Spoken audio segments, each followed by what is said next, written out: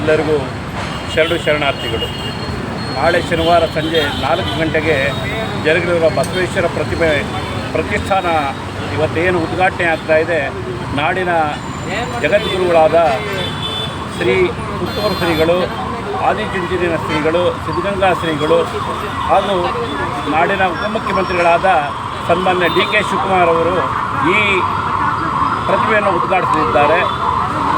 ಮತ್ತು ಮಾಜಿ ಮುಖ್ಯಮಂತ್ರಿಗಳಾದ ಶ್ರೀ ಬಿ.ಎಸ್. ಯಡಿಯೂರಪ್ಪನವರು ಹಾಗೂ ಎಂ.ಬಿ. ಪಾಟೀಲ್ ಅವರು ಹಾಗೂ ಈಶ್ವರ್ ಖಂಡ್ರೆ ಅವರು ಮತ್ತು ಕೇಂದ್ರ ಸಚಿವರಾದ ಶೋಭಾ ಕಾರಂದ್ಲಾಜೆಯವರು ಭಾಗವಹಿಸ್ತಾ ಇದ್ದಾರೆ. ಹಾಗೆಯೇ ಈ ಕಾರ್ಯಕ್ರಮದ ಅಧ್ಯಕ್ಷತೆಯನ್ನು ರಾಜಾಜಿನಗರದ ಜನಪ್ರಿಯ ಶಾಸಕರಾದ ಶ್ರೀಮಾನ್ ಸುರೇಶ್ ಕುಮಾರ್ ಅವರು ಅಧ್ಯಕ್ಷತೆ ವಹಿಸ್ತಾ ಇದ್ದಾರೆ. ಹಾಗೆಯೇ ಈ ಪ್ರತಿಮೆ ನಾವು ಗಂಗಾಂಬಿಕಾ ಮಲ್ಲಿಕಾರ್ಜುನವರು ಮೇಯರ್ ಆಗಿದ್ದ ಅವಧಿಯಲ್ಲಿ ನಮ್ಮ ಬಹಳ ಬೇಡಿಕೆ ಇತ್ತು. ಈ ಬಸವೇಶ್ವರ ನಗರ, ಈ ರಾಜಾಜಿನಗರ ಭಾಗದಲ್ಲಿ ಒಂದು ಬಸವೇಶ್ವರ ಪುತ್ಥಳಿ ಬಹಳ ಜನ ಉತ್ತರ ಕರ್ನಾಟಕದವರು ಭಾಳಷ್ಟು ಜನ ಸಮುದಾಯದ ಜನ ಇದ್ದರು.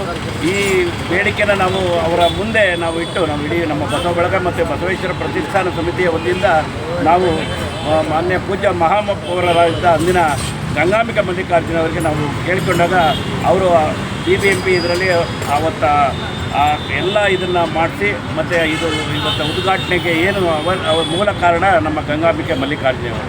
ಇವತ್ತು ನಾಡಿನ ಎಲ್ಲ ಅರಗುರು ಚರಮೂರ್ತಿಗಳು ಮತ್ತು ರಾಜ್ಯ ಮತ್ತು ಕೇಂದ್ರ ಸಚಿವರುಗಳು ಎಲ್ಲರೂ ಈ ಕಾರ್ಯಕ್ರಮದಲ್ಲಿ ಭಾಗವಹಿಸ್ತಾ ಇದ್ದಾರೆ.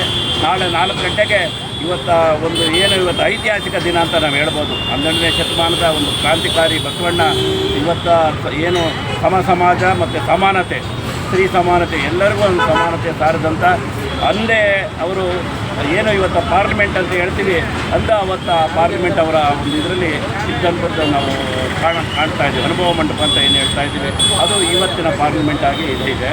ಹಾಗಾಗಿ ನಾಳಿನ ಕಾರ್ಯಕ್ರಮಕ್ಕೆ ತಮ್ಮೆಲ್ಲರಿಗೂ ನಾವು ಭಾಳ ಸಂತೋಷದಿಂದ ನಿಮ್ಮನ್ನೆಲ್ಲ ಕೇಳ್ಕೊತಾ ಇದ್ದೀವಿ. ನಾಳೆ ಡೊಳ್ಳು ಕುಣಿತ ಎಲ್ಲ ಒಂದು ಪೂಜಾ ಒಂದು ಕುಣಿತದಿಂದ ತಮ್ಮನ್ನು ಎಲ್ಲರೂ ಇವತ್ತು ಸ್ವಾಗತ ಮಾಡ್ತಾಯಿದ್ದೀವಿ. ಬನ್ನಿ, ನಾಳೆ ಒಂದು ಐತಿಹಾಸಿಕ ಕಾರ್ಯಕ್ರಮಕ್ಕೆ ನಾವೆಲ್ಲ ಭಾಗವಹಿಸೋಣ, ಈ ಕಾರ್ಯಕ್ರಮದಲ್ಲಿ ಭಾಗವಹಿಸೋಣ ಅಂತ ತಮ್ಮೆಲ್ಲರಿಗೂ ಕೇಳ್ತಾ ಇದ್ದೀನಿ.